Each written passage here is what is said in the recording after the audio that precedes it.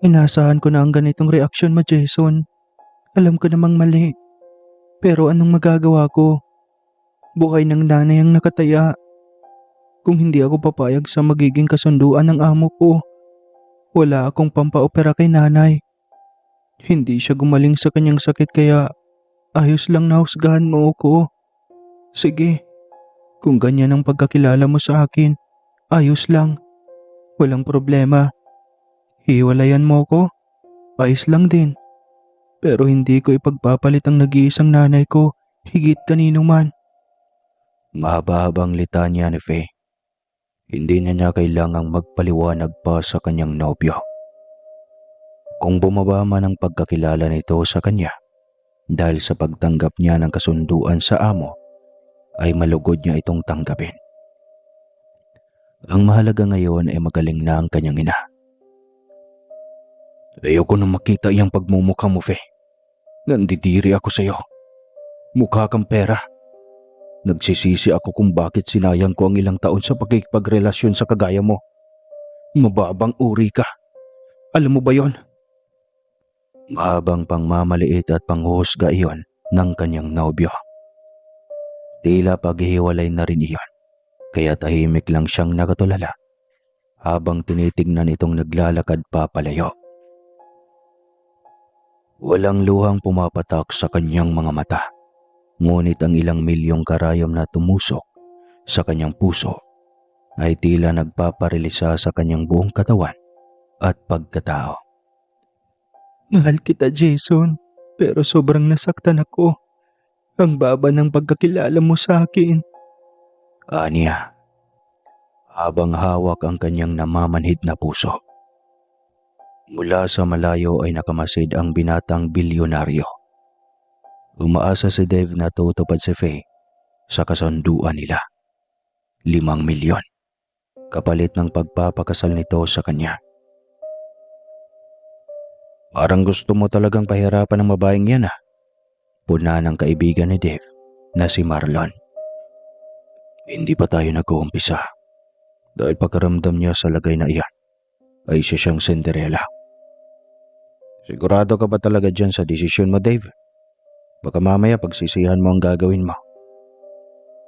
Paano kung magsisisi kung bawat araw ng aking paggising ay nakikita ko sa aking balintataw ang aking mga magulang na naghihirap. Nagmamakaawa na wag nilang sunugin. Pero anong ginawa ng kanyang lolo? Patuloy pa rin na sinusunog ang buong bahay namin. Mabait naman tayong uri ng nilalang, hindi ba? Kaya't minsan sa buhay ko noong kabataan, hindi ko naalala na may karne ng tao o pasa na tao ang aking mga magulang para gawing pagkain. Marunong silang makisama, pero minasama ng matandang iyon. May kapangyarihan siyang utusan ng mga taong bayan na tumigil dahil isa siyang kapitan del barrio. Pero hindi niya ginawa, kaya ibabalik ko rin sa babaeng iyan ang ginawa ng kanyang lolo. Puno ng galit at hinanakit ang puso ni Dave. Papatayin niya sa sindak ang dalaga. Malas lang na nabigyan pa siya ng pagkakataong mabuhay. Pinataka siya noon ng kanyang ama. Takbo siya ng takbo noon hanggang sa marating niya ang kahabaan ng kalsada. Isang magarang kotse ang dumaan. Inakala niyang lalampasan siya nito. Hindi niya akalaing titigil ito para tignan siya. Galing pa ito ng out of town. Bumisita na rin sa malawak na asyenda nito sa probinsya. Tinanong siya nito noon kung may pamilya pa siya. Ngunit mabilis siyang umaling. Wala naman talaga dahil sinunog na ng buong baryo ang kanyang pamilya. Masakit iyon ngunit kailangan niyang tatagan at magkunwaring walang may nangyari. Binuksan niya ang kanyang kamao kung saan naroon ang itim na mutya ng aswang. Bigay iyon ng kanyang ama. Makakatulong daw iyon sa kanya pagdating ng araw. Sa madaling salita ay inampon siya nito, kaya naging maswerte ang buhay niya. Tinanaw niya iyong utang na loob, kaya hanggat kaya niyang protektahan ito ay gagawin niya. Bilang ganti sa marang niyang buhay na ipinagkaloob nito sa kanya. Bakit kasi hindi mo nalang ipapatay? Marami ka namang pera, hindi ba?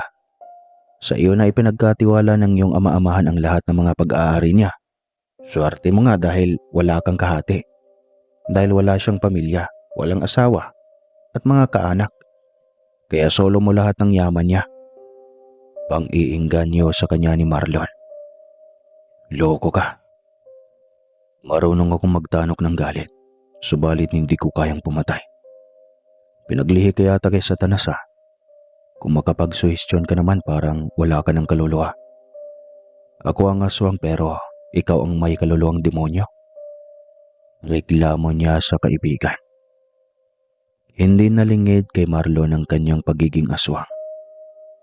Ilang beses na rin niya itong isinama sa paglipad sa tuwing kabilugan ng buwan. Noong una ay nandidiri ito sa tuwing makikita nito kung paano niya dakmain ang mga mabibihag niyang alagang pusa o aso man. Hanggang sa unti-unti na nitong nakasanayan ang kanyang katauhan. Inunahan na kaagad ni Dave si Faye. Pagdating nito sa mansion ay naroon na siya. Kunwari naghihintay sa pagdating ni Faye. Naihatid na rin niya si Marlon sa bahay nito. Ano? Kinausap mo na bang nobyo mo? Kunwari ay tanong niya kay Faye. Tumangaw ito at malungkot na tumingin sa kanya. Para namang kinayumos ang kanyang puso. Subalit hindi siya pwedeng maawa dito. Kailangan niyang makaganti dito. Kung mamamatay man ito sa sindak dahil sa atake sa puso, ay mahina ito. Basta't hindi siya gagamit ng pwersa. Sisindakin lang niya ito lagi. Hanggang sa tuluyan na siyang makipaghiganti sa pamilya nito. Saan ang 5 milyon? Kailangan ng maoperahan ng nanay. Reklamo nito. Agad siyang nag-issue ng tseke at inabot iyon kay Faye. Kompleto na yan. Kahit di pa tayo kasal. Nagmamadali ka kasi sa pera. Pero wag na wag mo akong takasan. Kahit saan kuweba mahanap kita. Hindi sumagot si Faye. Tahimik nitong inabot ang tseke tsaka nagpaalam patungong ospital. Halata sa mukha nito ang bigat na nararamdaman. Subalit, alam nito na gagaling pa ang ina nito gamit ang pera. Kaya bahala na kung anong kalabasan. Ang mahalaga ay sinubukan niyang isalba ang buhay ng kanyang ina. Kinabukasan ay maagang naghintay si Dave sa munisipyo kung saan naghihintay ang judge na magkakasal sa kanila. Naiinip siya dahil sobrang tagal dumating ni Faye. Inakala pa niyang tinakasan na siya nito. Ang usapan natin 8:00 ng umaga. Anong oras na? Mag-alas 9 na. Pati yung judge pinaghintay mo. Galit na bulong ni Dave dito. Pasensya na. Napuyat kasi ako sa pagbabantay kay nanay. Wala ka bang kaanak? Maging responsable ka naman. Hindi na ito sumagot. Hinawakan siya nito sa kamay at dinala sa harap ng judge. Madali lang din natapos ang seremonyas. Sa bahay pa rin po ba ako uuwi tuwing hapon, Sir Dave? Day off ko po ngayon, kaya gusto ko po sanang magpahinga. Anong day off? Kasal na tayo kaya sa bahay ka na uuwi. Asukasuhin mo ako. Ibigay mo ang lahat ng pangangailangan ko. Ayaw mong pakialaman ng mga sinusuot mo. Dahil gusto mo ay personal assistant mo ang aasikaso niyon. Ayaw mo rin akong magluto at baka masayang lang. Dahil sigurado kang hindi masarap. Bawal ako sa hardin. Bawal sa sala. Anong gagawin ko doon? Tutunganga sa kahabaan sa likod ng bahay. Wala akong ibang lugar doon kundi ang likod bahay. Tapos gusto mo doon ako titira. Asawa na kita. Ano ba? Sa papel lang yun, sir. Hindi ko alam kung anong rason mo sa sitwasyon natin.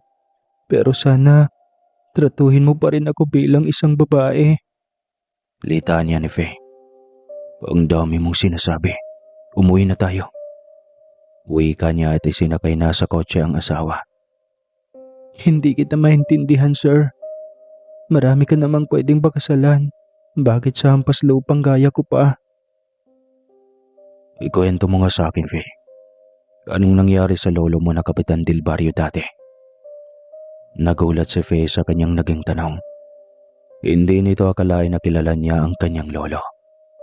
Siya kasi kahit mukha ay di maalala. Kwento at alaala na lang ng kanyang lolo ang natira sa kanya. Paano man nalaman na kapitan ang lolo ko, sir? Nalaman ko lang din. Naalala mo pa ba ang lolo mo? Hindi po.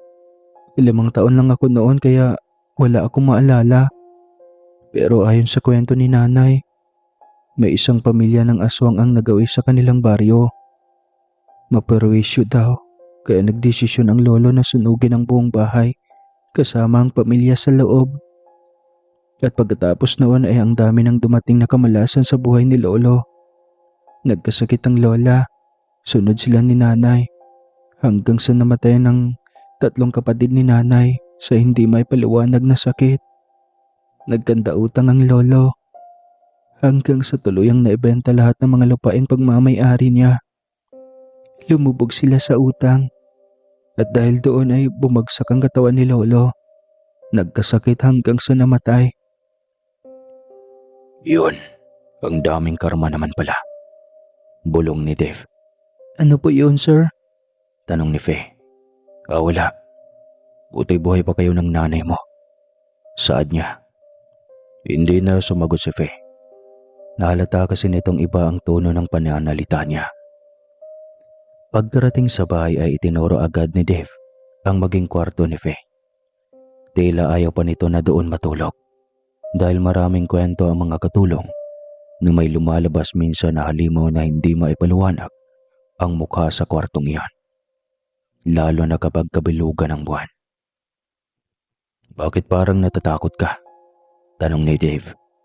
Kasi sir, sabi nila may lumalabas daw na halimaw dyan tuwing kabilugan ng buwan. Naniniwala ka naman. Walang halimaw. Hindi totoo yun. Tsaka, Dave ang itawag mo sa akin kapag maraming tao. Baka magduda sila kung sir ang itawag mo sa akin. Kayong kasal na tayo. Okay po.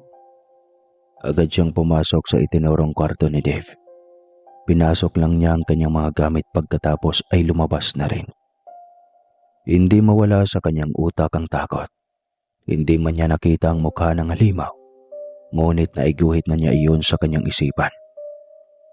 Naisipan niyang lumabas dahil gusto niya sa labas na muna kumain.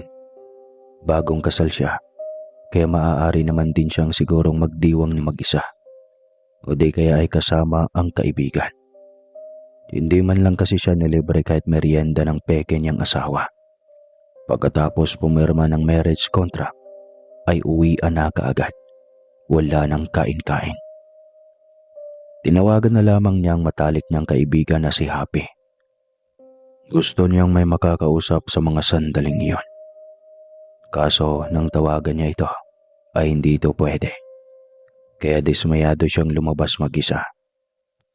Habang kumukuha ng order na kanyang paboritong pagkain, ay namataan niya si Jason.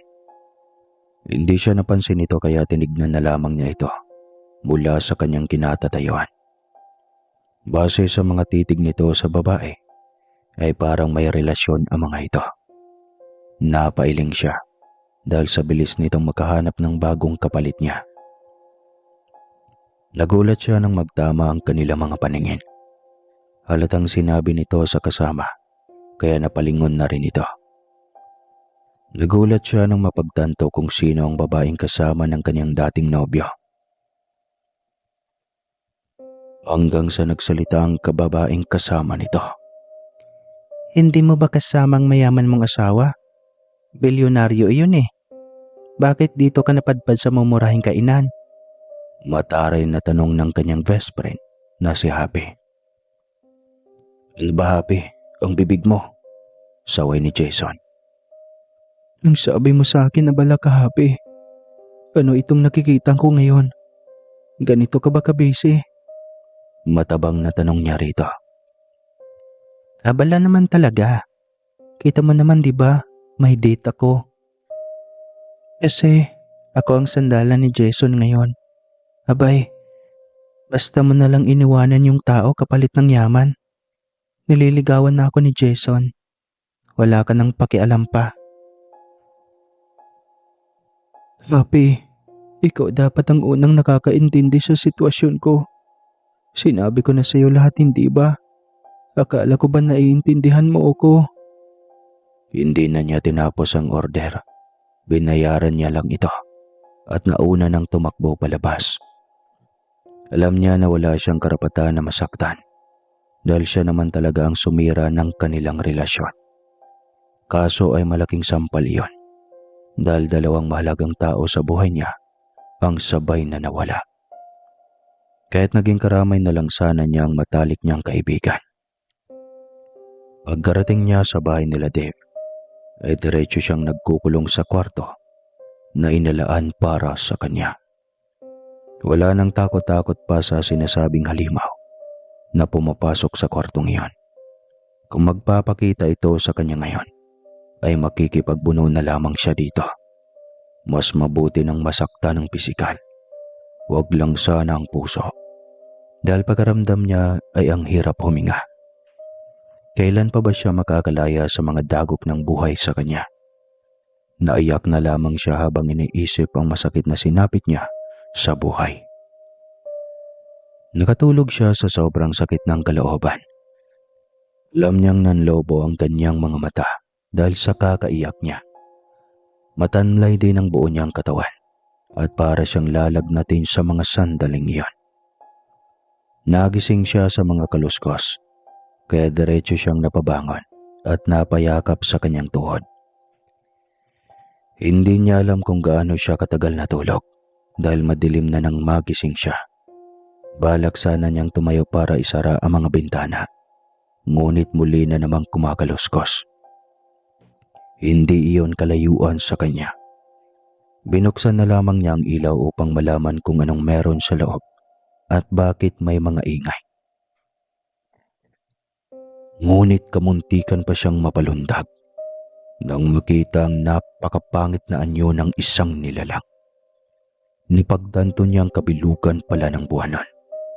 Sa kanya nakatitig ang halimaw. Nagbabaga ang mga mata at labas ang mahabang mga pangil. Naglalaway din ito ng malapot at halos puro balahibo ang buong katawan. Gusto niyang sumigaw ngunit hindi siya makasigaw. Tila na estatwa rin siya sa kanyang kinatatayuan. Ang pagkakaalam niya ay batay sa kwento ng kanyang ina ay mga aswang ang ganitong anyo. Pumasok sa utak ni Faye na baka may aswang sa pamilya ni Dave. Baka kaya siya nito kunwari ay pakasalan para gawing pagkain ng kung sino mang kaanak nito. Unti-unti itong lumapit sa kanya, kaya parang gusto niya niyang lamunin ng lupa, huwag lang malapa ng halimaw na nasa harapan. Amoy bulok ang hininga nito. Umiling siya rito na tila ba nagmamakaawa dahil hindi naman siya makapagsalita. Tikom ang bibig niya at matigas maging ang mga katawan niya. Kahit anong pilit niyang igalaw, kahit kamay man lang niya, ay hindi niya magawa. Nasaan ka ba, Dave? Tulungan mo ko. Sa utak niya. Tumawa ang halimaw sa kanyang harapan, kaya lumantad ang bulok nitong mga ngipin. Mas lalo siyang natakot at inakalang katapusan na niya. Wala siyang laban dito kung gusto man siyang gawing karne. Napapikit na lamang siya sa kawalang pag-asa. Kung iyon ang huling hininga niya, ay wala na siyang magagawa pa. Hinintay na lamang niya na lapain siya ng halimaw na nasa kanyang harapan. Matagal siyang nakapikit ngunit hindi naman siya nito ginalaw. Sa pagtataka ay binuksan niya ang kanyang mga mata. Ngunit ganun na lang ang pagtataka niya nang makita na wala na ito sa kanyang harapan. Inikot pa niya ang kanyang paningin para hanapin ito, ngunit wala na talaga ito sa paligid. Patakbo niyang nilapitan ang mga bintana at isinarado ang lahat ng iyon. Siniguro niyang nakakandado ito upang hindi mabuksan ng kahit sino man. Patakbo din siyang lumapit sa pinto at binuksan iyon. Walang tao sa labas. Marahil ay tulog na rin ang mga katulong. Umupo na lamang siya sa sofa at doon na muna tumambay. Tila natatakot na siyang pumasok sa kwartong iyon. Napagtanto niyang totoo ang kwento ng ibang mga kasambahay. Gusto niya iyong ikwento kay Dave, kaso ay ramdam niyang hindi siya nito paniniwalaan. Hindi nga niya alam kung nasaan na ito sa pagkakataong iyon. Hindi niya maintindihan kung bakit kailangan siya nitong pakasalan at magsayang ng milyon kung pwede naman itong magpakasal sa babaeng nagugustuhan nito o hindi kailangang magbayad. Samantalang, nasuntog ni Dave ang matigas na dingding dahil sa inis. Nakita niya ang asawang takot na takot at tila hihimatayin na. Iyon naman talaga ang gusto niya, ang patayin ito sa sindak. Ngunit hindi pa siya nangangalahati sa pananakot nito, ay hindi na niya matiis dahil nadudurog din ang kanyang puso nang makita niya itong nagsusumamo. Nagmamakaawa ito sa kanyang harap at siya namang halimaw na may busilak na puso. Awang-awa kaagad dito. Paano ang paghihiganting balak niya? Hindi ako maaaring maawa sa iyo, Faye. Kaya umanda ka. Dahil sa susunod, mangingisay ka sa takot. Wika niya sa kanyang sarili. Narinig ni Faye mula sa baba ang pagwawala niya sa taas. Hindi lang dingding ang pinagsusuntok niya. Maging ang mga portrait na kanyang nakikita ay kinukuha niya at itinatapon sa sahig. Basag na basag iyon at wala siyang pakialam sa halaga. Simula noong pinaimbestagahan niya ang lolo nito na siyang dahilan ng pagkamatay ng kanyang pamilya, ay wala siyang ginawa kundi sundan ang dalaga. Sinubaybayan ito sa lahat ng bagay at alamin ang kahinaan.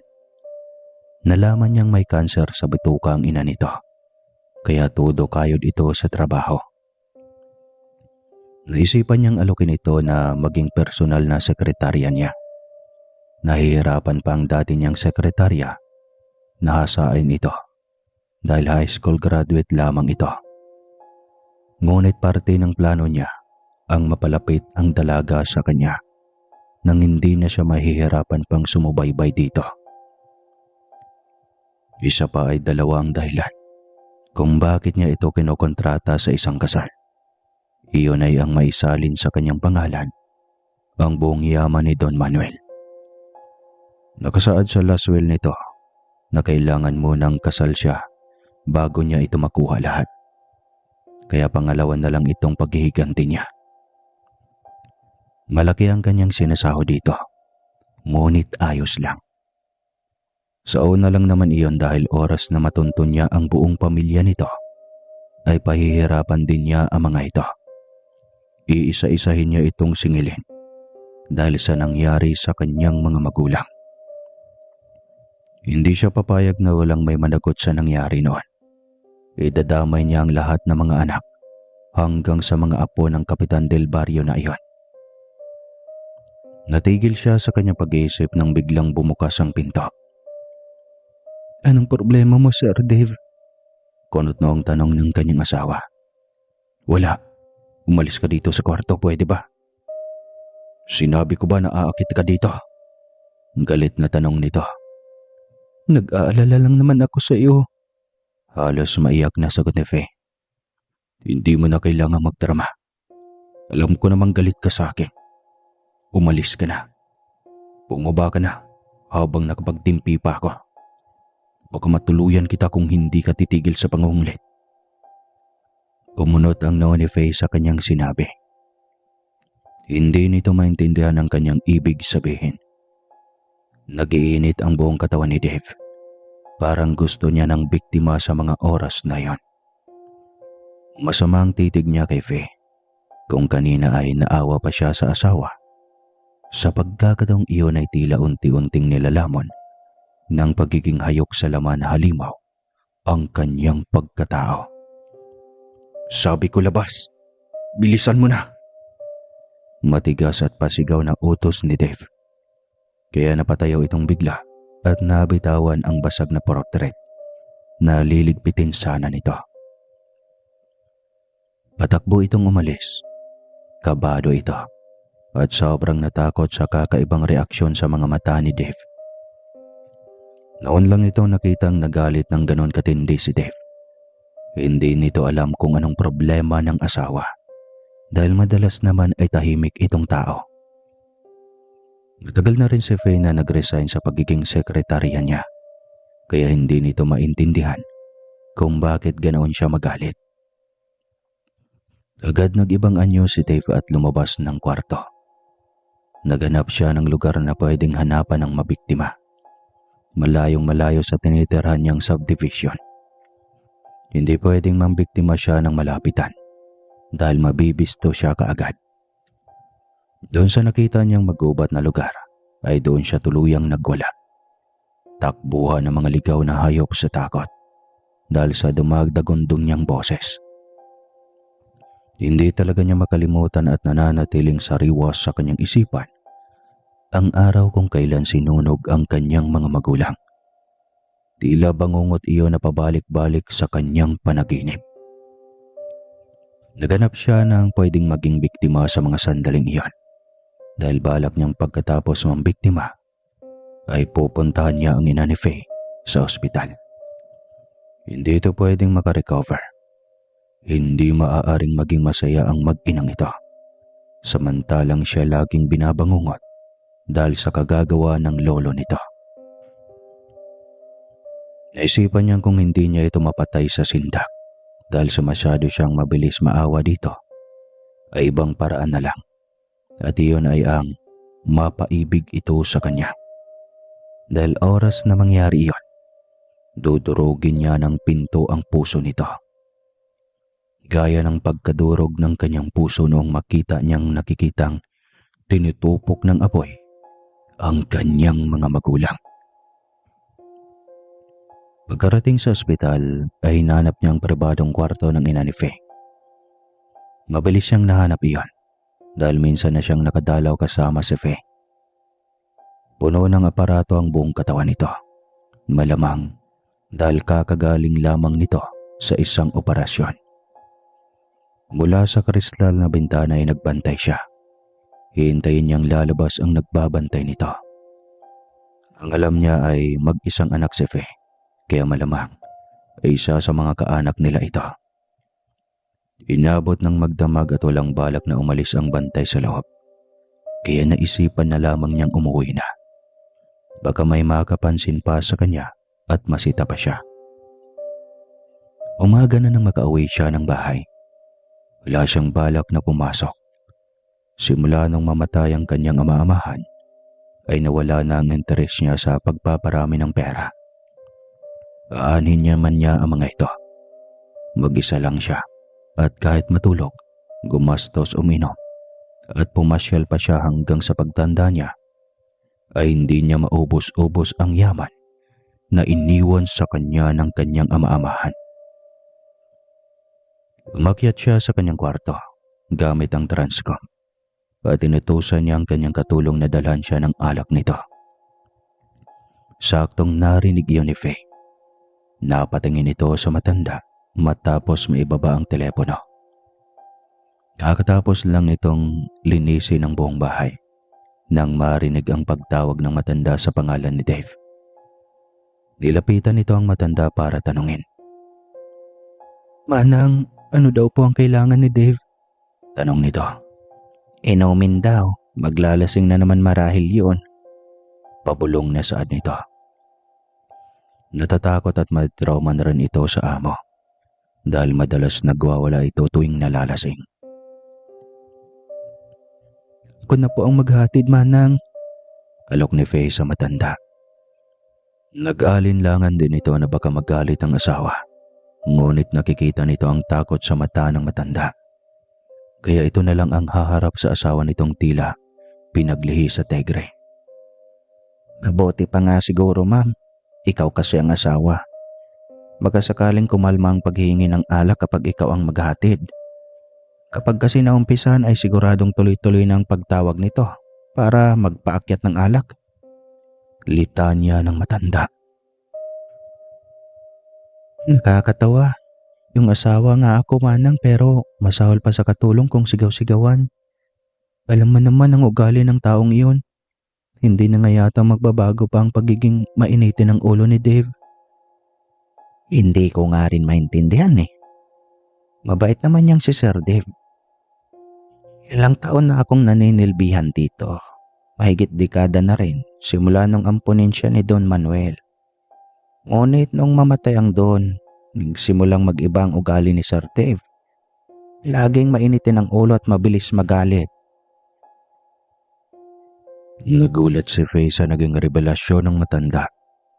Hindi nito alam na ampon pala si Dave. Napakaswerte nito. Kaso ay halimaw naman ang ugali. Ang mabuti pa, bilisan mo na. Makamagalit na yon dahil sobrang tagal ng alak. Magwawala na naman iyon. Hindi pa man tuluyang nalalasing. Pag-iba ng matanda sa kanilang usapan. Pwede na ba ito, manang? Tanong niya sa matanda.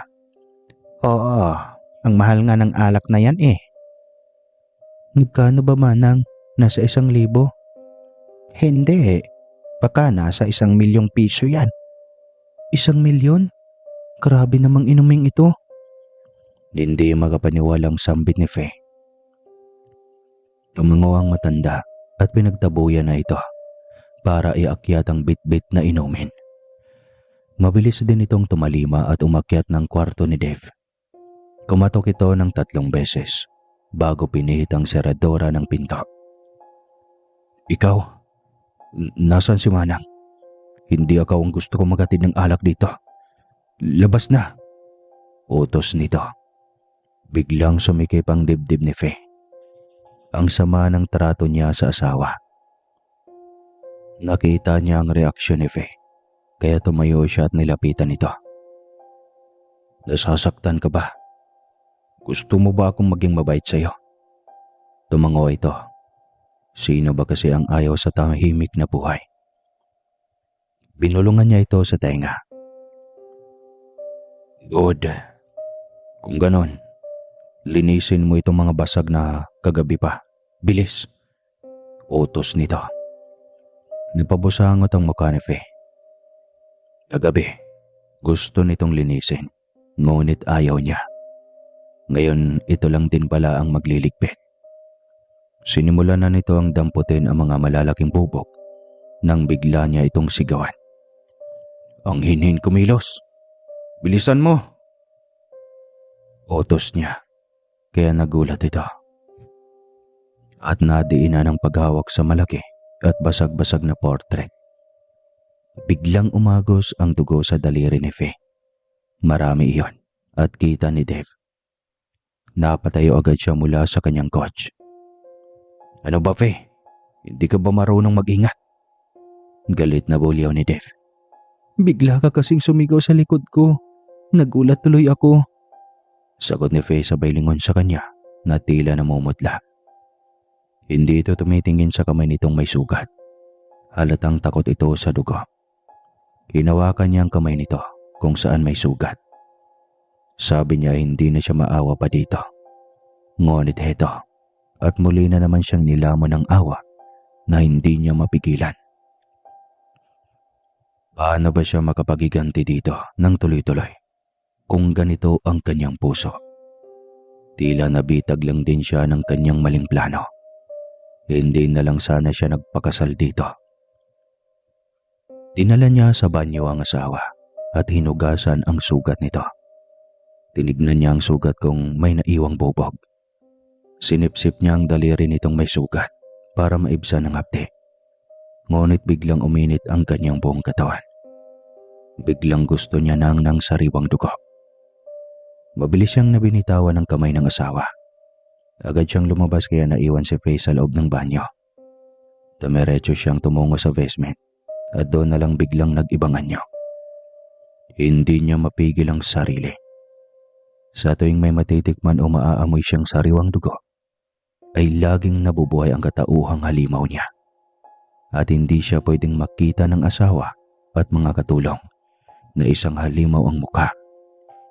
Tiyak lalayas ang mga ito at mawawalan siya ng trabahante. Tsaka lang siya lumabas ng basement nang maging kalmado na ang kanyang sarili. Naabutan niya pa rin ang asawa niya sa kanyang kwarto. Ngunit malinis na ang buong kwarto niya at nasa ayos na ang lahat. Nilapitan siya nito at tinanong, Ayos ka lang ba, Sir Dave? Anong nangyari at saan ka nagpunta? Bakit bigla ka na lang umalis? "Ang dami mong tanong, wala kang pakialam. Bakit nandito ka pa? Lumabas ka na." Taboy niya sa asawa. Kanina lang ang bait-bait mo sa akin, ngayon naman, galit ka na naman ulit. May problema ka ba sa akin, sir? Naguguluhan na ako sa iyo. Sabing labas na. Labas! Bago pa kita kaladkarin. Nang makita ni Faye na seryoso siya, ay walang paalam itong humakbang papalabas. Alam ni Dave na nasasaktan ito, ngunit anong magagawa niya? Gusto talaga niyang magalit dito. Si Faye dapat ang managot sa lahat ng kasalanan ng lolo nito. Ngunit lumalambot ang kanyang puso sa tuwing makita niya ito. Kaya napagdesisyonan niyang iwasan na muna ito. Maaga siyang umalis at gabi na akong umuwi. Sinasakto lang niyang tulog lagi si Faye tuwing aalis siya at uuwi. May secret door patungo sa kwarto nito mula sa kanyang kwarto. At doon siya palihim na dumadaan tuwing gusto niyang ma-check ang kalagayan ng asawa. Minsan ay gusto nitong titigan dahil mawawala ang kanyang pangungulila dito sa tuwing matititigan niya ito ng matagal. Hindi rin niya alam kung bakit siya nagkaganon. Nasaan na ang balak niyang paghiganti? Maging ang ina nito ay gumaling na at nakauwi na rin, ngunit wala man lang siyang ginawa. Minsan ay gusto na rin niyang parusahan ang sarili dahil pakaramdam niya ay napakatanga niya. Napansin ni Faye ang pag-iwas niya. Hinayaan lang siya nito dahil wala man lang itong karapatan sa buhay niya. Papel lang sila sa kontrata, kaya hindi ito pwedeng umasta na asawa. Isang umaga ay nagahan ni Faye ang gising sa pag-aakala na maabutan nito si Dave. Ngunit mas maaga pa rin siyang nakaalis. Manang, nakaalis na po ba ang Sir Dave mo? Oo, Mampe. Ewan ko lang kung natutulog pa ba yung si Sir. Ating gabi na nung dumating. Tapos alas 6 pa lang ng umaga ay nakaalis na. Kahit pag-inom ng kape ay ayaw. Lihim na nasasaktan si Faye sa malamig na trato ni Dave. Kung hindi man niya ito matanggap bilang asawa, ay sana kahit bilang tao na kasama niya sa bahay man lang. Halos araw-araw na lang ay tinatanong ni Faye sa sarili kung may matinong kaisipan pa ba si Dave. Bakit itatali niya ang sarili sa isang babae kung ayaw din pala niya itong makita at makasama? Halos 2 taon na ang lumipas at ganon pa rin kung pakisamahan ni Dave si Faye. Para itong invisible sa kanyang harapan.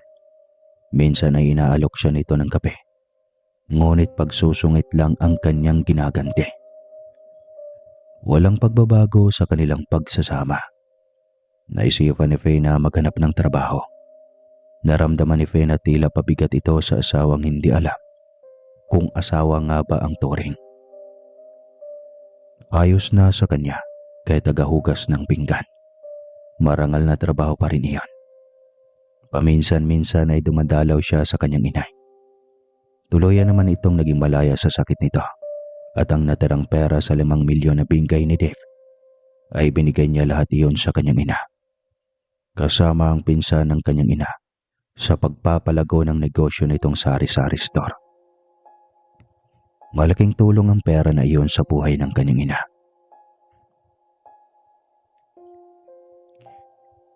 Parang hindi naman bagay sa iyong pumasok para maging tagahugas ng pinggan, Ineng. wika ng Ali na tagalinis at tagasilbi ng mga customer. Masaya siyang umuwi dahil may trabaho siyang pagkaabalahan. Kahit papano ay hindi na siya magkukulong sa loob ng mansyon at ang tanging ginagawa ay ang magbantay kung kailan lulubog ang araw. Sa isip niya hindi naman siguro mapapahiya ang kanyang asawa dahil wala namang may alam na asawa niya si Dave. Hindi rin niya alam ang mga lakad ni Dave at wala siyang karapatan para magtanong dito. Kung kailan lang ito uuwi at kung saang lugar ito pumupunta para sa trabaho nito. Kasalukuyan nga itong nasa ibang bansa at 3 linggo na ito doon. Hindi siya sigurado kung totoong kasal nga ba sila. Sa tingin niya ay palabas lamang ang lahat ng iyon at wala siyang magawa kundi ang sumabay sa agos dahil bayad ang kung anumang papel na ginagampanan sa loob ng mansyon. Naabutan niya ang mga katulong at hardinero na abalang naglilinis ng buong mansyon at mga pananim. Napaisip siya kung may gaganapin bang okasyon. Agad niyang nilapitan ang mayordoma. "Nanay Nita, parang abala yata kayong lahat ngayon ha. Anong okasyon?" Tanong niya. "Darating kasi Sir Dave mamaya, ma'am. May mga bisita kaya pinapalinis ang buong mansyon." "Anong gagawin ko, manang? Baka magalit si Dave sa akin kapag nakita ako ng bisita niya. Ang mabuti siguro ay doon muna ako kay nanay. Babalik na lang ako kapag nakaalis na ang mga bisita. Di ba po?" Tanong niya sa ginang. "Hindi pwede. Mamaya hanapin ka. Magwala na naman kapag malamang wala ka dito sa bahay.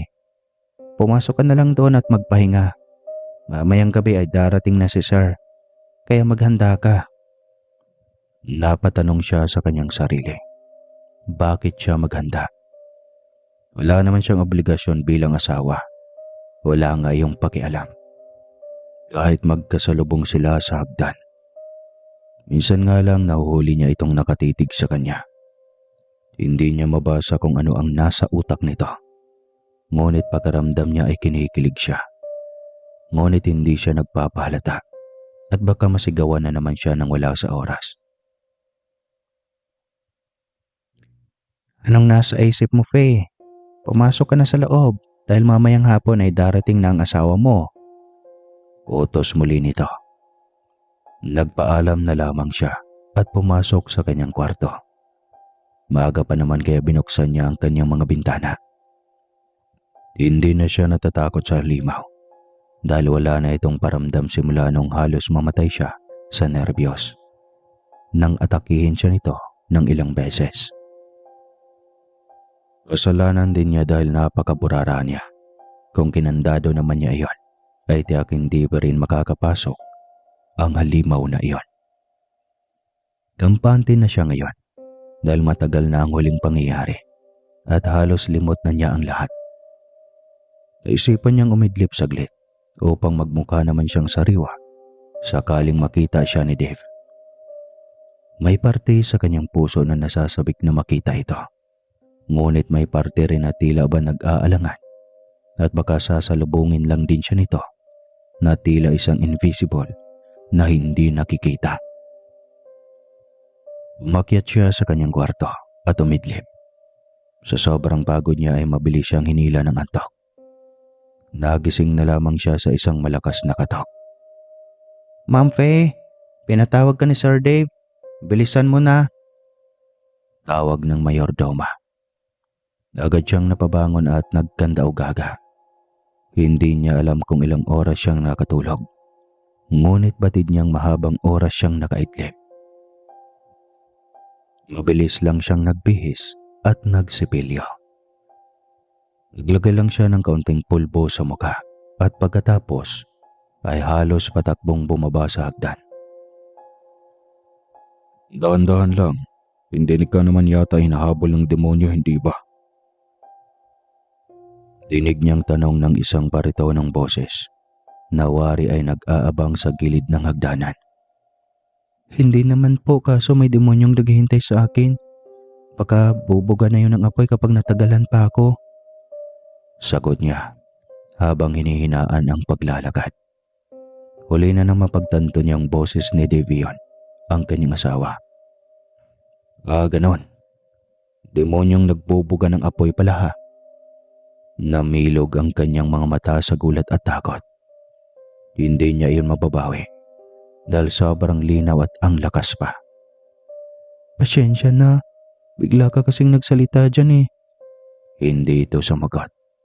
Bagkos ay nilapitan siya nito at hinawakan sa kamay. Ipakikilala kitang asawa sa kaibigan ko. Kaya umayos ka. Bili ni Dave sa kanya. Tumango lang siya habang nagpatiano dito. Habang papunta sa kainan. Naghihintay doon ang kanilang bisita. Malayo pa lang ay sa kanila na nakatingin ang lalaki. Hindi niya alam kung ano ang reaksyon nito. Masaya ba o dismayado. Basta hindi siya sigurado. Magandang gabi po, sir. Bati niya rito sa bayo ko. Kita niyang pagkuyom na mga kamay nito. Tila naiirata itong nakatingin sa kanilang kamay ni Dave na magkahawak. Kaya napayoko na lamang siya. Dahil ramdam niya ang bigat ng dugo nito sa kanya. Hindi niya maintindihan kung bakit at kung ano ang dahilan nito. Kung kaibigan ito ni Dave, bakit naman ito magagalit sa kanya? Ikaw palang asawa ni Dave? Tanong nito habang sinilip-silip pa rin ang pagkahawak na kamay nila ni Dave. Hindi niya rin maintindihan ang kanyang asawa. Bakit bigla na lang itong naging sweet sa kanya? Gayong kapag sila lamang dalawa, ay parang hindi naman sila magkakilala pag nagkasalubong sa hagdan. Napataas muli ang kanyang tingin at binalingan ng asawang titig na titig rin sa kanya. Maliit na tango ang tinugon niya sa kaibigan ng asawa. Hector, sandali lang at mag-usap lang kami ng asawa ko. Paalam ni Dave at pagkatapos ay hinila na siya nito papalayo ng konti. Yumakap ka rin minsan sa akin. Huwag yung parang kapit na natatakot sa multo. Pag yan nakahalata na may iba sa atin, humanda ka. Dahil ililibing kita ng buhay. Banta ni Dave. Napakapit siya dito ng mahigpit at hindi pa rin alam kung ano bang dapat ang maging reaksyon ng mukha. Pagkaramdam niya ay takot ang mababanaag sa kanyang mukha sa mga sandaling iyon. Sino ba namang hindi matataranta kung ililibing ng buhay? Sobrang naguluhan si Faye sa mga sandaling iyon. Biglang gumulo ang kanyang isip. Anong meron sa pagitan ng mga ito? Nang makabalik sila sa mesa ay tahimik lang si Faye na kumakain habang nakikinig sa usapan ng dalawa. Baka sakaling may maintindihan siya kung bakit biglang naging ganon si Dave sa kanya. May pahalik pa ito sa kanyang noo. Sa isip niya ay malamang sa loob nito ay diring-diri ito sa kanya. Pagkatapos kumain, ay itinuro na ni Dave ang kwarto kung saan matutulog ang bisita. Napagtanto niyang titira pala ito sa bahay kasama nila. Muli na naman siyang nilayo ni Dave sa bisita para bulungan. Matutulog tayo ng sabay sa kwarto ko simula ngayon. Bulong nito. Nagulat siya at kinabahan. Paano kung bigla na lang siya nitong sapilitang angkinin? Hindi naman ito kasama sa kanilang kontrata. Biglang nagsalita ang kanilang bisita, kaya napalingon sila dito. Pwede na ba akong pumasok sa kwarto ko? Tanong nito. Oo naman Hector, magpahinga ka na. Alam kong pagod ka sa mahabang biyahe. Sagot ni Dave. Inakyanta rin siya nito paakyat ng hagdan at doon nga siya nito dinala sa kwarto nito. Sir Dave, ano na naman ito? Tanong niya agad nang maisarado na nito ang pinto. Agad din siyang binitawan ng asawa pagkapasok pa lang nila sa kwartong iyon. Bakla si Hector, matalik na kaibigan ko siya. Alam niya lahat ng pagkatao ko at bukod pa noon ay anak siya ng abogado ni Papa. May mga shares din siya sa ibang negosyo ng Papa. kaya malaki ang karapatan niya sa ibang kumpanya ng papa. Kwento nito. Nagulat siya dahil sobrang lalaki ni Hector kung kumilos. Hindi mapaghalata ang bakla. Ano naman ngayon? Anong palabas naman ito? Naguguluhan ako ng sobra. Bakla nga si Hector. Hindi mo ba nakuha? May gusto siya sa akin. Kaya ipakita mong sweet tayo sa isa't isa para mapaniwala natin siya na totoong mag-asawa tayo. Uwi ka nito. Ngunit iyon din naman sana ang gusto ni Dave. Sa loob ng ilang taon, ang plano nitong paghihiganti ay laging palpak. Hanggang sa mapagtanto nito na umiibig na ito ng totoo kay Faye. Kaya mas ginusto nito na dumistansya para piliting makaiwas kay Faye. Ayaw nito na tuluyang mahulog sa asawa. Ngunit mas lalo naman yata itong nangungulila.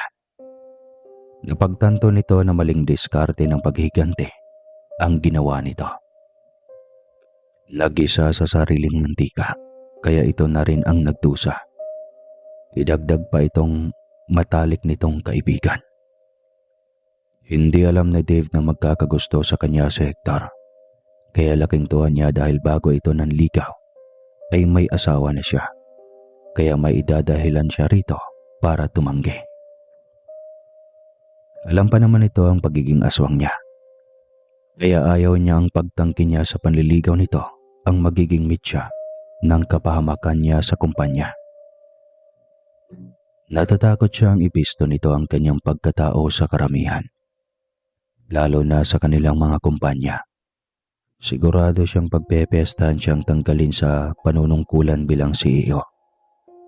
Baka umabot pa sa punto na katulad ng kanyang mga magulang ay ipapasunog din siya.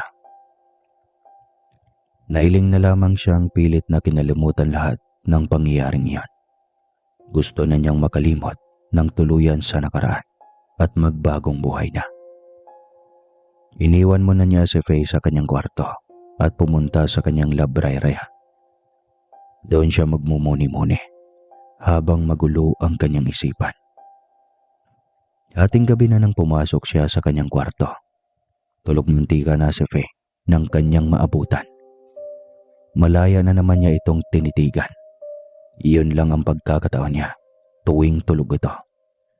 Mas lalo lang siyang nahuhulog dito tuwing ginagawa niya ito. Kaso ay hindi niya mapigilan ng sarili. Hindi pwedeng agawin ng iba sa kanya si Faye.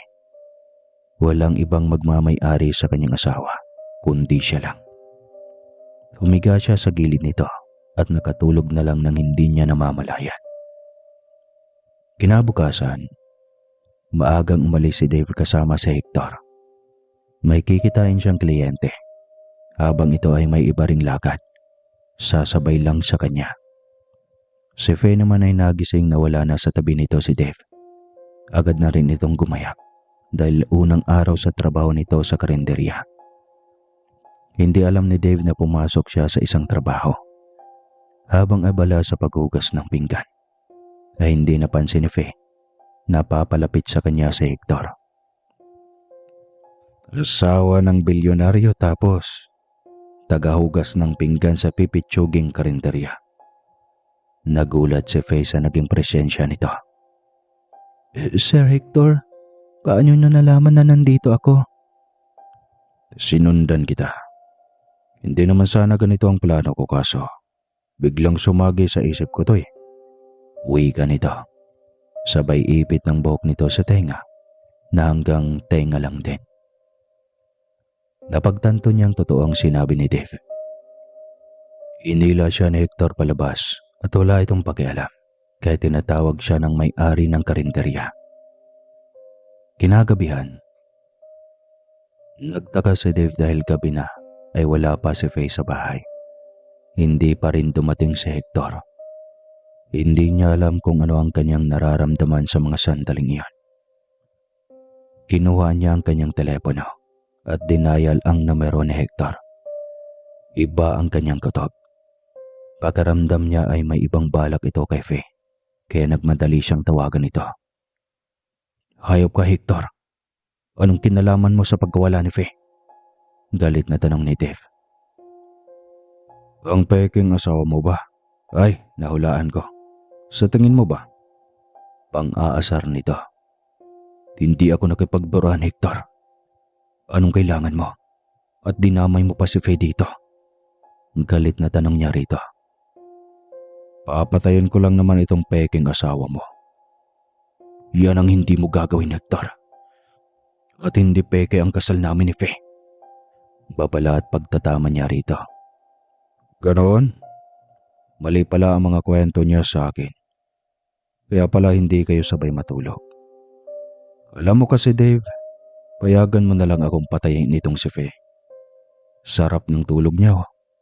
Pinainom ko lang naman ito ng sleeping pills.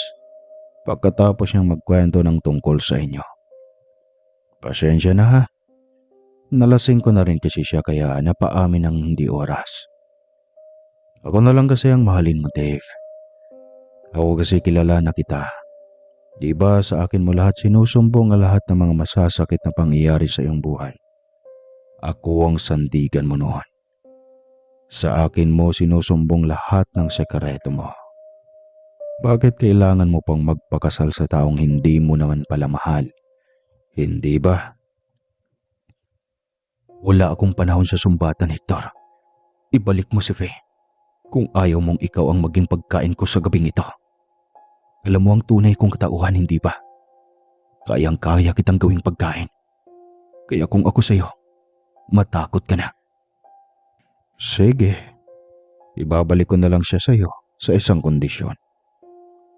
Anong kondisyon? Akin na ang buong kumpanya na nasa Hong Kong. Kapalit ng buhay nitong tagahugas ng pinggan sa karinderya. Sinong baliw ang magbibigay sa'yo ng ganyan? Galit na tanong niya rito. Di wala. Ani nito at papatay na sana ang telepono. Kaya mabilis niya itong tinawagan. Sandali, oo na. Ibibigay ko na sa'yo. Iuwi mo na rito si Faye. Mabilis na sagot niya. Inakala naman ni Hector na tutupad siya sa usapan dahil kilala siya nito na may isang salita. Inintay niya ito sa labas ng bahay. Pagkagarahe pa lang nito ay agad niyang binuksan ang pinto ng kotse at kinuha sa loob nito ang tulog na mantika niyang asawa. Hayop ka, Hector! Sambit niya na pilit kinokontrol ang galit. Ayaw mo naman sa akin kaya nagbago na ang isip ko. Yaman na lang pala, mabuti at mabilis kang kausap. Sa bagay, sa dami ba namang iniwan sa iyo ni Don Manuel? Aanhin mo naman ang lahat ng iyon. Litanya nito. Hindi na siya sumagot at diretsong inakyat si Faye sa kanyang kwarto. Umasok ka na sa kwarto mo.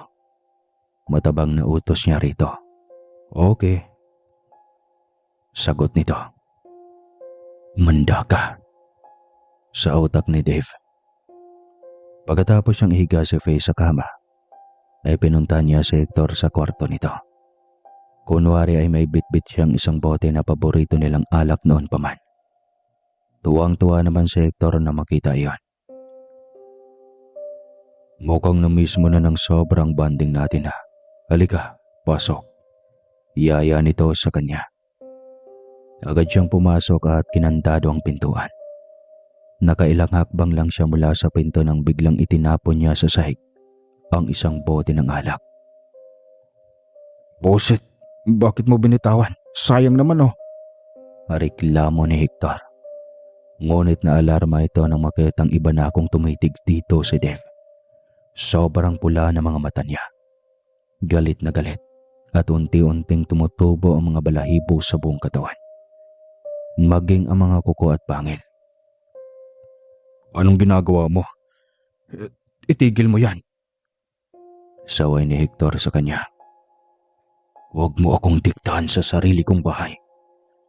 Gagawin ko kung ano ang gusto kong gawin. Naalarma si Hector at binalak na tumakas.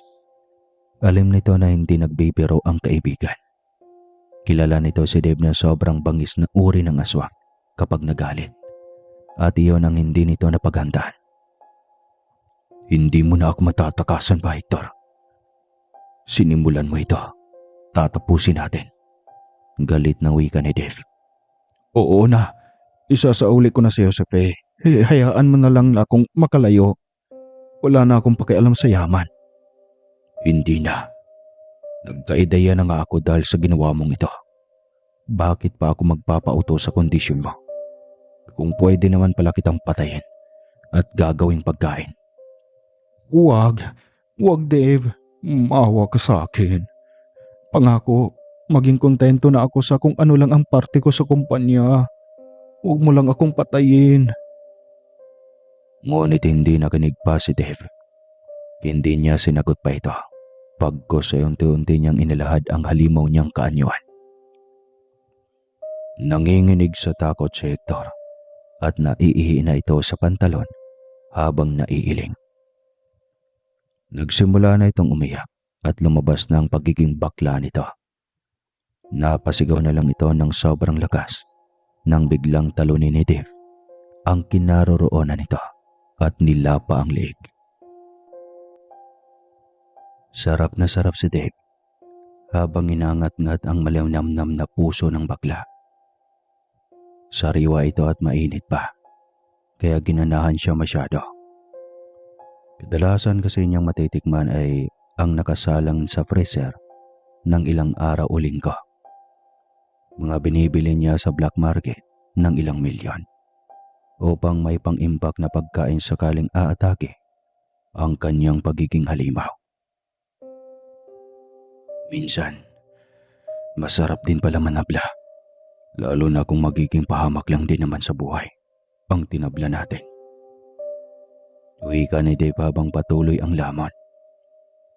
Samantalang nagising si Faye sa isang saradong kotse hanggang sa maalala niyang kinuha siya ni Hector sa kanyang pinagtatrabahuan at dinala sa hindi isang pamilyar na bahay.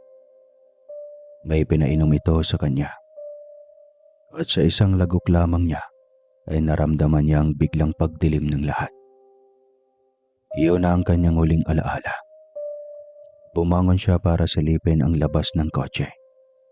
Nasa bakuran sila ng isang hindi pamilyar pa ring lugar. Ngunit alam niyang hindi siya dito dinala ni Hector kanina. Ibig sabihin ay ibang lugar na naman ito. Bumangon siya para tignan ang buong paligid. Laking gulat niya nang makita si Hector at Dave na nagtatalo. Mataman siyang nagmamasid sa mga ito. Kita niya ang galit sa mukha ni Dave. Hindi niya alam kung anong pinag-aawayan ng dalawa. Ngunit base sa kanyang nakikita, ay takot na takot si Hector sa kaharap. Ang ikinagulat niya ay hindi inasahan, ay ang pag-anyong halimaw ni Dave. Ganito ang nakikita niya sa kwarto na inilaan sa kanya ni Dave. Itong itsurang nakita niya, unang araw ng kanilang kasal iyon. Hindi sumagi sa isipan niya na ang gwapong mukha ng asawa ay nagiging pangit na anyong halimaw. Hindi niya alam kung kaya pa ba niya itong pakisamahan o magiging trauma lang ito sa buhay niya. Lumingon ito sa kotse kung saan siya naroon. Patakbo itong lumapit sa kanya. At hindi niya alam kung saan itago ang sarili. Wala naman siyang ibang pagkublihan pa at huli na para tumakas. Dahil nakikita na siya nito mula sa loob ng kotse. Halos ilang hakbang lang ang ginawa nito at narating kaagad ang kotse. Nang buksan nito ang pintuan, ay napasiksik siya sa gilid, sabay tago ng mukha at yakap-yakap ang sarili. Wag, maawa ka sa akin. Huwag mo kong saktaan. Naiiling niyang pakiusap habang umiiyak. Hindi kita sasaktan, Faye. Pasensya na kung natakot kita. Uwi ka nito. Naging normal na ang anyo ni Dave. Subalit takot na takot pa rin si Faye dahil sa itsura nito na puro dugo. Akmang ilalapit ni Dave ang kamay kay Faye nang mapahiyaw siya sa takot. Unti-unting tinakasan ng lakas ang kanyang katawan hanggang sa magdilim muli ang kanyang paningin. Samantala, Sobrang nag-alala si Dave sa nangyari kay Faye. Sinisisi niya ang kanyang sarili dahil pinilit niyang lumapit dito. Kahit takot na takot ito ng sobra sa kanya. Binuhat na lamang niya ito at inilipat sa kanyang kotse. Dinala niya ito pauwi at pagdating ng bahay ay kinarga na naman niya ito patungong kwarto niya. Saktong paglapag niya rito nang magising ito. "Kumusta ang pakiramdam mo?" tanong niya sa asawa. Hindi niya inasahan na magising agad ito.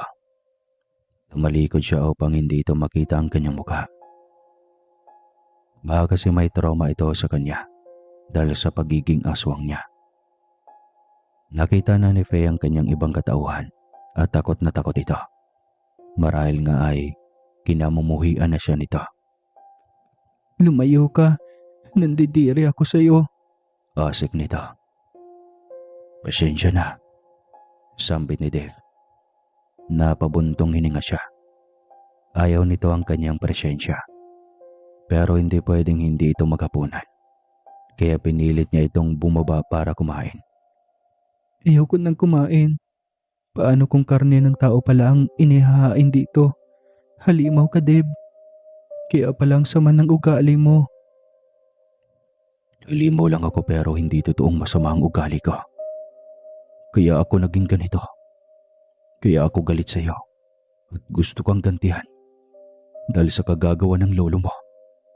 Simula ni Dave. Ihahayag na niya ang lahat kung paano sila umabot sa ganon. Anong ibig mong sabihin? Bakit nasali ang lolo sa usapang ito? Dahil pinasunog niya ang aking mga magulang at dalawang maliliit na kapatid. Wala siyang awa porke aswang kami. May karapatan din kaming mabuhay. Hindi totoo ang bentang ng lolo mo noon na perwisyo ang aking mga magulang. Dahil makatao sila at hindi namimiktima. Nagkakasya sila noon sa mga alagang hayop. Kaya nang mabigyan ako ng pagkakataong mabuhay, wala akong ibang hinangad kundi ang makaganti. Nag-imbestiga ako at saktong ikaw ang huling angka ng matandang iyon. Kaya sa iyo ko dapat ipapamalas ang lahat ng mga pasakit na dinalas ko noon. Noong mga panahong sobra akong nasaktan. Dahil hindi ko matanggap ang nangyari sa aking pamilya. Pero hindi ko magawa-gawa. Dahil dinudurog din ang puso ko. Iniisip ko pa lang ang gusto kong gawin sa iyong masama. Mahabang litanya ni Dave. Hindi nakapagsalita si Faye sa kabila ng pagkagulat nito. Nakita ni Dave kung paano ang naging ekspresyon ng mukha nito nang sabihin niya ang lahat tungkol sa lolo nito at sa kanyang pamilya. Hindi na rin siya nanumbat pa at lahat. Ang ginawa niya ay lumabas ng kwarto at pumunta sa kanyang pribadong opisina na nasa 3 palapag. Hayaan mo na niya itong makapag-isip at makarecover na rin mula sa pagkagulat dahil sa mga nadiscover nito tungkol sa kanya.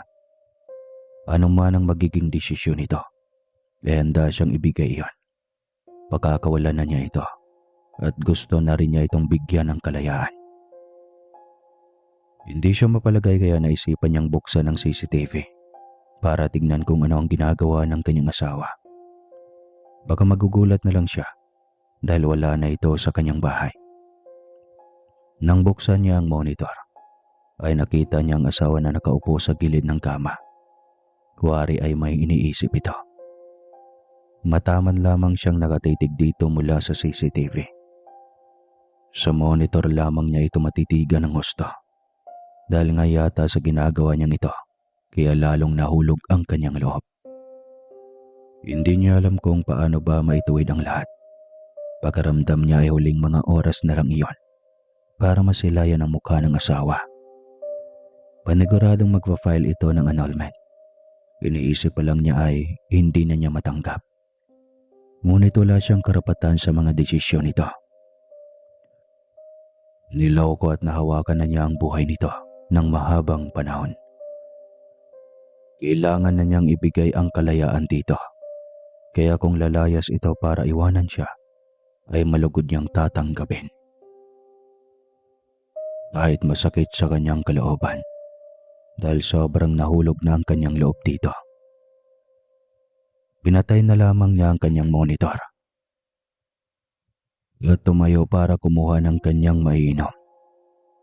Doon na rin siya natulog at muli ay maaga na naman siyang gumising para pumasok ng opisina. Ating gabi na siyang umuwi para hindi siya makaramdam ng pangungulila sa asawa. Lagi niyang inaabala ang kanyang sarili. Minsan ay sa opisina na siya natutulog. May mga extra naman siyang damit at may maliit na kwarto doon na madalas siyang tambayan kapag tanghali. Tila ginawa na niya yung bahay dahil minsan ay nawawala na siya ng ganang umuwi. Iisipin pa lang niya na wala na doon si Faye ay tila sira na ang mundo niya. Baka hindi na naman niya mapigilang maglasing at magwala. Samantalang sa panig ni Faye ay hindi siya mapakali sa bawat araw. Walang balak makipag-usap sa kanya si Dave at lagi itong hindi umuwi.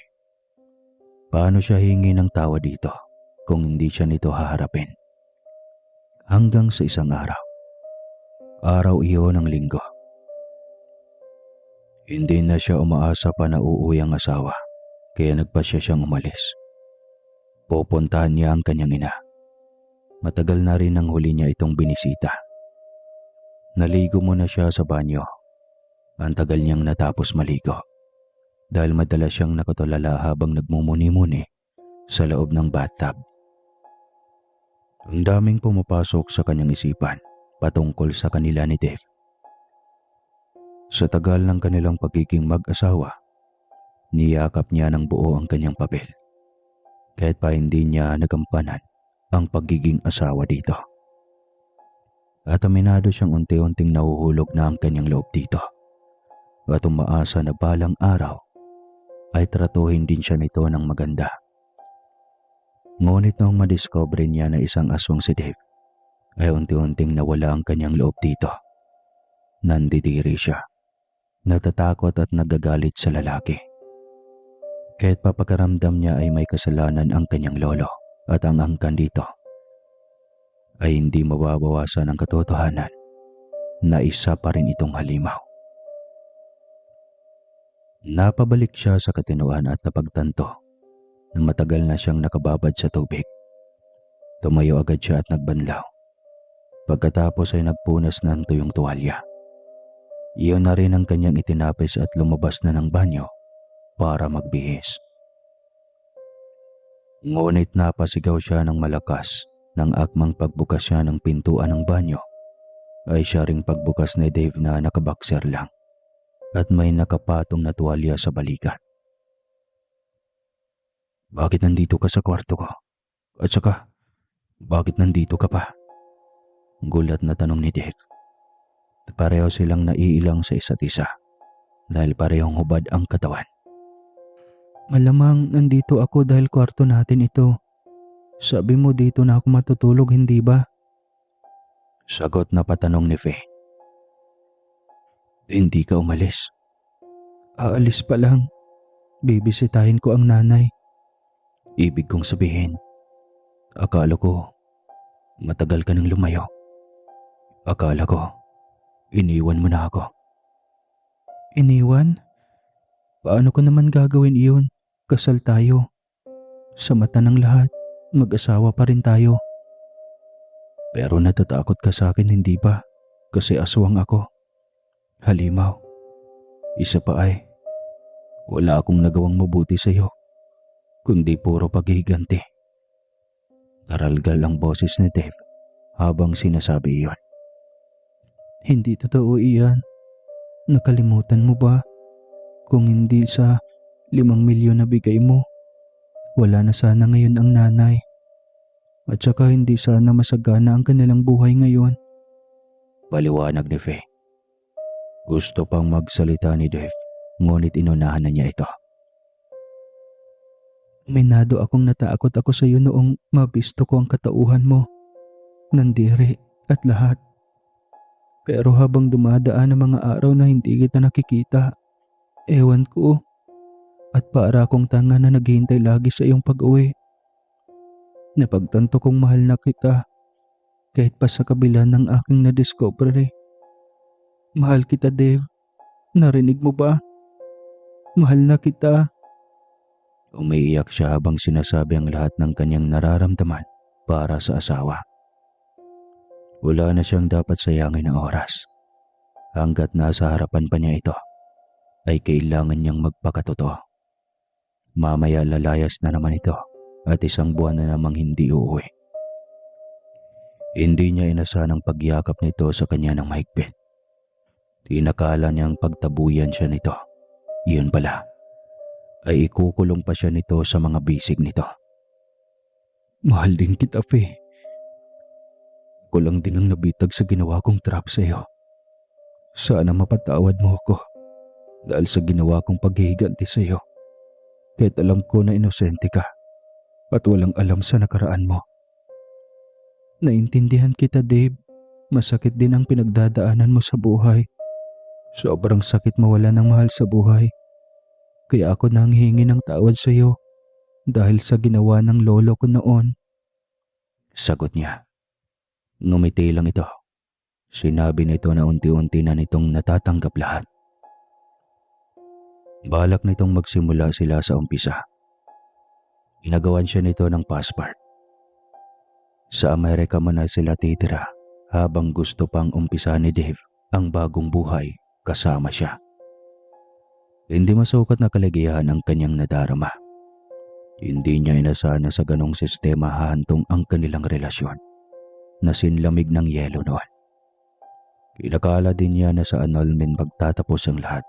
Ngunit heto, at sa pagdaan pa ng 2 buwan, ay magbubuhay Amerika na sila.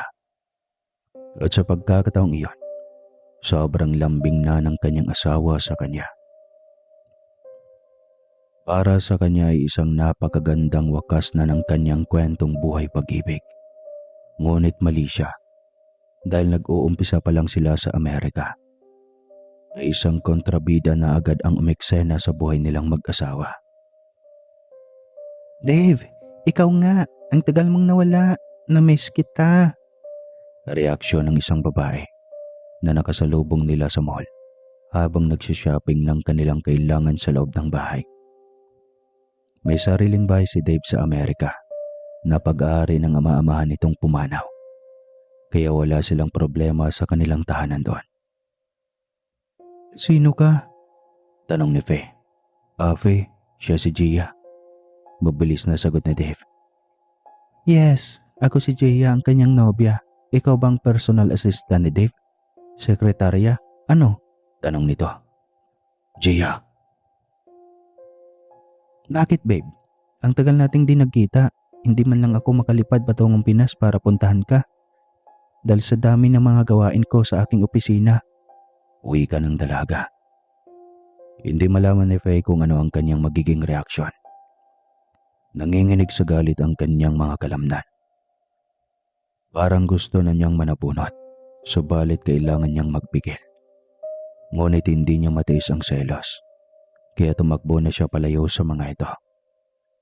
Nasa isip niya na kaya pala laging wala sa bahay si Dave, dahil dito lagi ang punta nito. Hindi nga siya napakilala nito sa babae.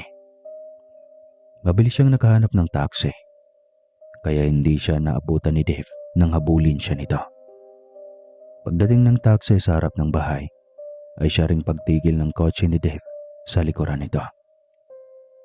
Mabilis siyang bumaba ng taxi at patakbong pumasok ng bahay. Habol pa rin siya ng asawa. Paakyat pa lang siya ng hagdan nang maabutan siya ni Dave. Ano ba? Bitawan mo ko. Uuwi na ako ng Pinas. Magliligpit ako ng mga gamit ko. Uwi ka niya. Sandali, Faye. Hayaan mo muna akong magpaliwanag, mahal ko. Hindi na. Maliwanag na sa akin ang lahat. Kaya pala laging wala ka sa bahay noon. Dahil nandito ka kasama niya. Hindi totoo yan. Matagal na kaming hiwalay. Sinungaling ka. Hindi mo nga ako magawang ipakilala sa kanya. Paano kita maipakilala? Hindi mo naman ako binigyan ng pagkakataon. Nag-walk out ka na kaagad. Sagot nito. Niyakap siya nito mula sa kanyang likod. Wala akong minahal noon pa, kundi ikaw lang. Kung nakarelasyon ko man si Gia noon, iyon ay dahil pinagbigyan ko ang gusto ng papa. Kaibigan ng papa ang ama ni Gia. Pilit akong nilalapit sa babaeng iyon. Kaya napilitan akong makipagrelasyon kahit hindi ko gusto. Kaya nang mamatay si papa, kumalag agad ako. Kaso ayaw pumayag. Ang ginawa ko, pinagtaguan ko na lang siya. Siguro, kaya rin niligan niya papa noon sa Laswell na hindi ipapalipat sa pangalan ko ang ari-arian niya hanggat hindi ako kasal. Dahil gusto na nito na pakasalan ko na si Gia. Mali lang ni papa. Hindi niya nilagay ang pangalan ni Gia sa kontrata niya. Kaya malaya akong nakapili ng kung sino ang gusto kong pakasalan. Hindi ko rin nakalang aabot sa ganito, Faye, na mahuhulog ang loob ko sa iyo. Mahabang kwento ni Dave. Talaga? Kung ganun, mahal mo talaga ako? Paninigurado niya. Oo nga. Sagot nitong yakap pa rin siya ng mahigpit mula sa likod. Nilingon niya ito at niyakap din ng mahigpit. Mahal na nga yata kita ng sobra, Dave. Sasabong ang puso ko sa selos. Binigyan siya nito ng assurance. Isa pa ay kasal sila. Kaya siya lang ang nag-iisang legal nitong asawa at karelasyon. Nangako siya rito na sasamahan niya ito sa hirap man at sa ginhawa. At handa niya yakapin ang buong pagkatao ni Dave. Lalong handa na siyang ibigay dito ang isang bagay na mag-uugnay sa kanilang dalawa. Iyon ay ang mga anak na siyang magdadagdag sa tibay ng kanilang pagsasama. Mapaglaro ang buhay. Minsan ang balak mo lang ay ang magigante o manghamak. Ngunit hindi mo namamalayan ang iyong balak ang siyang magsasadlak sa iyo sa buhay na kahit minsan ay hindi mo pinapangarap. Mapabiyaya man o mapanegatibong resulta, kaya bago gumawa ng bagay o desisyon sa buhay, pag-isipan at huwag basta na lang susuong dahil hindi lahat ng resulta ay maganda o isang biyaya. Nagkanak nga sila ng marami at sa wakas ay umuwi na rin sila ng Pinas dahil hindi sanay ang babae na si Faye na mamuhay sa lugar na may kanya-kanyang desisyon. Umuwi siya ng Pilipinas dahil sanay siya at masaya ang mga tao daw dito. At hanggang dito na lang po ang kwentong ito. Maraming salamat po sa lahat ng nakikinig. Sa lahat ng gusto ng ganitong kwento, mag-comment lang kayo na go pa o sige pa. Basta, basahin ko isa-isa ang mga komento ninyo. Maraming salamat po at God bless sa inyo. Wakas.